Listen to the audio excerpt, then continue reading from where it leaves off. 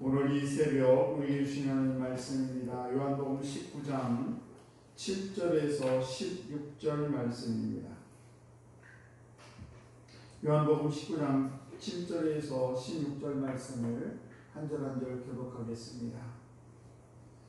유대인들이 대답하되 우리에게 법이 있으니 그 법대로 하면 그가 당연히 죽을 것은 그가 자기를 하나님의 아들이라 함이니이다. 다시 관정에 들어가서 예수께 말하되 너는 어디로부터냐 하되 예수께서 대답하여 주지 아니하시는지라.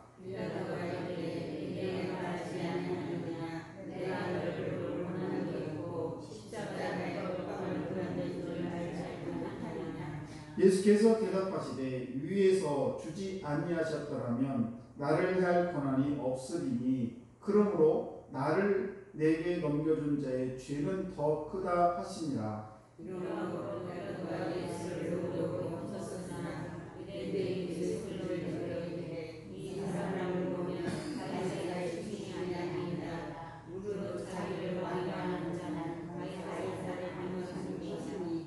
빌라도가 이 말을 듣고 예수를 끌고 나가서 돌을 깐 뜰 히브리 말로 가바다에 있는 재판석에 앉아 있더라. 이날은 그를 죄를 죽이리요 때는 죄를 주시라. 빌라도가 이르되 그러라 너희 왕이로다. 그들이 소리 지르되 없이 하소서 그를 십자가에 못 박게 하소서. 빌라도가 이르되 내가 너희 왕을 십자가에 못 박으랴. 대제사장들이 대답하되 가이사 외에는 우리에게 왕이 없나이다 하니 이에 예수를 십자가에 못 박도록 그들에게 넘겨주니라. 아멘. 기도하겠습니다. 하나님 아버지 감사합니다. 오늘도 우리를 사랑하시고 인도하셔서 주의 품에 오늘도 올 수 있도록 은혜 베풀어 주시고 하나님의 이름을 부르며 찬양할 수 있도록 또 아버지 말씀을 들을 수 있도록 아버지 기도할 수 있도록 은총 베풀으심을 참으로 감사합니다.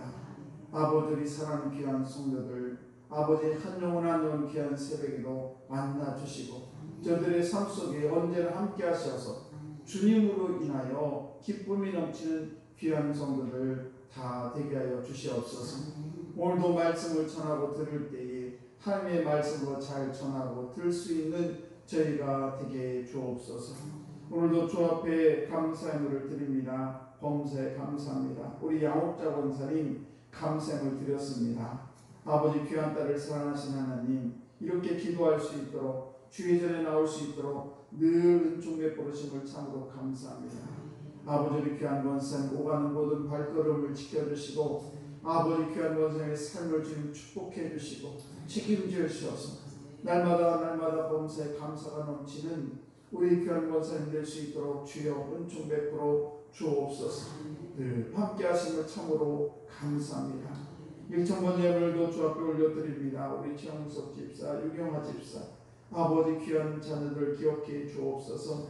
아버지 네 분을 늘 주님 기억하시고 주께서 축복해 주시기를 원합니다. 아버지 혹여나 하나님의 사랑이 끊이지 아니하도록 늘 생각나도록 하여 주시옵시고 그 가정을 주님께서 책임져 인도하여 주시옵소서. 오늘도 사랑하는 성도들 아버지 가정들 또 자녀들 모든 삶의 터전을 주님께 맡기오니 주님 오늘도 역사해 주옵소서. 함께 주옵소서. 오늘도 동행해 주옵소서. 감사드리며 축복하며 예수님 이름으로 기도드리옵나이다. 아멘. 귀하고 복된 새벽입니다. 오늘도 이 귀한 새벽에 나오신 우리 성도 여러분 하나님의 하나님의 크신 은총이 여러분에게 함께 하시기를 주의로 만들어 축복합니다. 벌써 이제 8월의 마지막 날 새벽입니다. 무릇 살아있는 것들은 이제 한결같이 나의 것이라는 것에 대해서 굉장히 집착을 갖습니다. 동물도 그렇고 사람도 그런 것 같습니다. 그러나 죽어서 가져갈 수 없는 것이라면 진정한 의미에서 나의 것이 될 수가 없지요. 정말 나의 것이라면은 이 세상을 떠날 때 내가 가지고 있는 모든 것들을 송두리째 가지고 가야 되는데 사실은 정반대입니다. 내가 그동안에 모아놓았던 모든 것들을 다 내려놓고 아무것도 가져갈 수 없는 것이 인생입니다. 그런 걸 보게 되면 참 허무하다는 생각이 들 때도 있죠. 어떤 분은 죽어서까지 자기가 가지고 있는 것을 소유하고 그냥 무덤 속까지 그것을 가져가는 분들도 있습니다. 그러나 결국은 시간이 지난 다음에 다른 사람에 의해서 무덤이 파헤쳐지고 결국은 자기가 갖고 갔던 그 모든 것들이 다 산자들의 다른 사람들의 것이 되고 만 것을 볼 수가 있습니다. 그런 걸 보면 내가 가지고 있는 모든 것들은 다 나의 것이 아니다라는 것을 알 수가 있습니다. 우리나라도 그렇고 외국도 그렇고 사람이 죽으면 상복을 갈아입습니다. 평상시에 입던 옷을 벗고 상복을 갈아입게 되는데 그렇다면 그 상복의 의미는 뭘까? 죽음을 인해서 죽은 자가 입는 옷이 수의죠. 그래서 죽은 자에게 수의를 입히고 산자들은 입은 옷은 상복이 될 수 있습니다. 그러므로 이 상복이라는 것은 산자가 입는 수의가 될 수가 있을 것이고 산자의 죽은 훈련복이 바로 뭐냐? 상복이 아닌가 생각이 듭니다. 그렇다면 이 산자들은 무엇을 위해서 이 훈련복인 이렇게 상복을 입는 것인가? 이 세상은 나의 것이 아무것도 없구나. 내가 이 죽은 자를 보니까 이 사람이 가져갈 수 있는 것은 아무것도 없는 것을 보니 내가 이 상복을 입고 봤더니 이 세상은 아무것도 내가 가져갈 수 없는 것이구나 하는 것을 사실은 그 죽은 자를 통해서 내가 상복을 입음으로 그것을 다시 한번 더 깨닫게 되는 세상은 이렇구나 하는 것을 다시 깨닫게 되는 것입니다. 그래서 훈련복이 되는 것이죠. 그렇기 때문에 상복이라는 것은 어떻게 보면 나에게 주신 훌륭한 그런 선물이고 또 하나님께서 나에게 주신 건 은총이 아닌가. 왜? 그것을 통해 내가 깨달음을 얻게 됩니까? 그렇습니다. 그래서 이 세상 어디에도 나의 것이란 존재하지 않는다는 사실을 그제서야 잃어버렸다 깨닫는 경우도 있다는 사실입니다. 우리가 이 생명의 의미가 비로소 이 구체적으로 참다워질 수 있는 것이 바로 뭐냐면 장례식장을 가면 살아있는 것이구나 나는 이런 것을 깨닫게 됩니다. 우리가 가지고 있는 것 중에서 도대체 진정 나의 것이 무엇인가? 내 생명인가요? 내 생명도 진정 내 것이라면 내 마음대로 할 수 있어야 됩니다. 내가 태어난 것도 내가 죽는 것도 다 내 마음대로 할 수 있어야 되는데 내 마음대로 할 수 있는 것이 나의 생명이 결코 아니지요. 뿐만 아닙니다. 내 자식이라고 우리는 얘기를 하는데 내 자식이면 내 마음대로 해야 되는데 내 마음대로 되지가 않는 것이 또 나의 자녀들입니다. 그런 걸 보게 되면 이 자녀들도 내 것이 진정 아니라는 것을 알 수가 있고 우리가 피땀 흘려서 돈을 벌고 이 모양 저 모양으로 그 돈을 가지려고 더 많이 가지려고 정말 애를 많이 쓰고 있는데 그것도 결국은 내 것이 아니고 죽음 앞에는 모든 것을 내려놓을 수밖에 없습니다. 동전 한 푼을 가져갈 수가 없는 것이죠. 또 우리는 때로는 밤을 새워서 지식을 쌓고 여러 가지 교양을 쌓고 합니다만은 그러나 죽음 앞에서는 그 모든 것들도 정말 글자 하나 가지고 가지 못하는 것이 우리 인생입니다. 이런 것들을 보게 되면서 우리가 진정 지혜라는 것이 뭔가 그렇구나. 나의 것은 없구나. 진정한 나의 것은 없다는 것을 깨닫는 것 이것이 진정한 지혜가 아닌가 생각이 듭니다. 잠시 하나님께서 나에게 맡겨준 내가 살아있는 동안에 나에게 맡겨준 여러 가지 일들 중에서 내가 가지고 있는 것 그리고 내가 맡겨진 것을 정말 내가 지금 사용하다가 그리고 시간이 지나면 나의 육신의 장막이 무너지면 모든 걸 다 내려놓고 가는 것이 우리 인생이구나. 이것이 지혜라는 사실입니다. 인간의 비극은. 그런데 이런 것들 다 놓고 가야 되는 이런 것들을 그냥 힘써서 어떤 때는 장례식장에서 그것을 조금이라도 더 갖겠다고 형제지간에 싸우는 그런 경우도 많이 볼 수가 있습니다.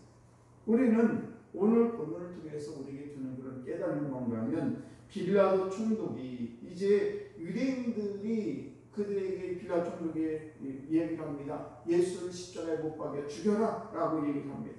그런데 빌라도 총독이 예수님에 대해서 신문을 해보니까 도대체 죄가 발견되지 않았습니다. 마침 6월절이 되면은 죄수 한 명을 풀어주게 되는데 그때 예수를 풀어주려고 했는데 유대인들이 하는 이야기가 예수를 풀어주는 것이 아니라 강도 중에 하나인 바로 그 6월절에 바라바를 풀어줘라라고 이야기를 하게 됩니다. 빌라도 총독은 로마 군병으로 하여금 예수님에게 많은 채찍을 가했어요. 많은 피를 흘리고 피투성이가 된 걸로 예수를 끌고 유대인들의 무리 앞에 예수님을 세워놨습니다. 이 정도로 혼을 냈으니 예수를 풀어주자라고 얘기를 했지만은 유대인들은 예수님에 대해서 이렇게 얘기를 합니다. 자신을 하나님의 아들이라고 칭했으므로 반드시 죽여야 된다라고 소리를 치면서 예수를 죽이라고 이야기합니다. 이 말에 빌라도가 다시 예수님께 물어봅니다. 내가 어디서 왔느냐라고 물어보죠. 내가 정말 하나님의 아들이냐라는 그런 뜻입니다. 그러나 그 질문에 대해서 예수는 아무 대답을 하지 않았어요. 이미 하셨기 때문에 그렇습니다. 그래서 세상스럽게 그 빌라도에게 다시 그 변명을 할 필요가 없었던 것이죠. 그러나 빌라도 총독은 예수님의 침묵을 용납할 수가 없었습니다. 왜 그렇습니까? 내가 누군데 내가 다시 물어보면 네가 대답을 해야지 왜 대답을 하지 않느냐라고 하면서 자신 예수님이 침묵한 것에 대해서 자기 빌라도는 너무 기분이 상했죠. 그래서 그 총독인 자기 권한에 대해서 나는 나에게 이렇게 무엄하게 도전한 예수에 대해서 이렇게 얘기합니다. 10절 말씀 보시게 되면 빌라도가 이르되 내가 말하지 아니하였느냐 내가 너를 놓을 권한도 있고 십자가에 못 박을 권한도 있는 줄 알지 못하느냐. 너 왜 내가 물어봤는데 왜 대답을 하지 않느냐 이런 말이죠. 계속해서 침묵으로 자신의 권위를 손상시키면 내가 너를 정말 죽일 수도 있고 너를 살릴 수 있는 것을 너는 왜 알지 못하느냐 이렇게 협박을 한 것을 볼 수가 있습니다. 그때 침묵하던 예수님께서 빌라도 총독에게 이렇게 본문을 통해서 11절 말씀 보죠. 이렇게 얘기를 합니다. 예수께서 대답하시되 위에서 주지 아니하였더라면 나를 해할 권한이 없으리니. 무슨 말씀입니까? 위에서 하나님께서 나의 생명을 주관하는 것이지 네가 주관하는 것이 아니다라는 것을 이야기하고 있습니다. 여러분 오늘 말씀을 들으며 깨닫는 것은 뭔가 하면 예수님과 빌라도의 결정적인 차이가 있습니다. 그것은 뭔가 하면 빌라도는 자신의 그런 직책, 자신의 권세, 그런 권한 이런 것들을 다 자기 마음대로 사용할 수 있는 나의 것이라고 생각하는 반면에 예수님께서는 그 모든 것이 너의 것이 아니라 하늘 위로부터 내게 잠시 맡겨진 것에 불과할 뿐이라는 것을 말씀해주고 있다는 사실입니다.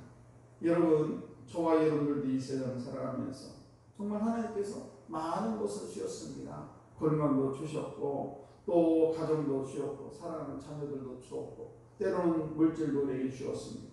그것은 걸 보면 너무너무 감사하죠. 이런 것들을 나에게 주신 것에 대해서 너무너무 감사합니다. 다 하나님의 은혜지요. 이 시간 여기 나와 있는 것도 다 하나님의 은혜입니다. 모든 것이 하나님께서 잠시 나에게 맡겨준 것 뿐이지 이것이 나의 영원한 것이 될 수가 없습니다. 나의 건강도 영원히 내 것이 될 수 없고 내 자녀도 영원히 내 것이 될 수가 없는 것입니다. 시간도 물질도 다 하나님께서 나에게 잠시 맡겨준 위에서부터 나에게 주신 것이지 내가 내 마음대로 할 수 있는 것이 사실은 알고 보면 하나도 없다는 사실입니다. 오늘도 저와 여러분들이 이제 주님께서 나에게 맡겨진 그런 것들을 우리가 잘 사용하다가 그리고 그것을 아름답고 선하게 하나님이 기뻐하도록 우리가 그것을 잘 사용할 줄 아는 저와 여러분들이 되어야 될 줄로 믿습니다. 이것이 지혜라는 사실이에요. 그것을 내 것인 양 그걸 움켜쥐고 그 이웃에게 베풀지 아니하고 사랑하지 아니하고 나의 시간도 내 것인 양 너무 아껴가지고 그것을 나의 것인 것 착각하고 살게 되면 결국은 한패 섰을 때 충성된 종이라고 칭찬받을 수 없다는 사실이죠. 오늘도 저함들이 하나님의 자녀로 거룩한 자녀로 오늘 하루를 살아가는데 모든 것이 하나님의 은임을 꼭 깨달으시고 오늘도 내 주신 것에 대해서 악용하지 말고 선하게 아름답게 사용하시는 저희들 다 되시기를 주의 이름으로 축복합니다. 기도하겠습니다.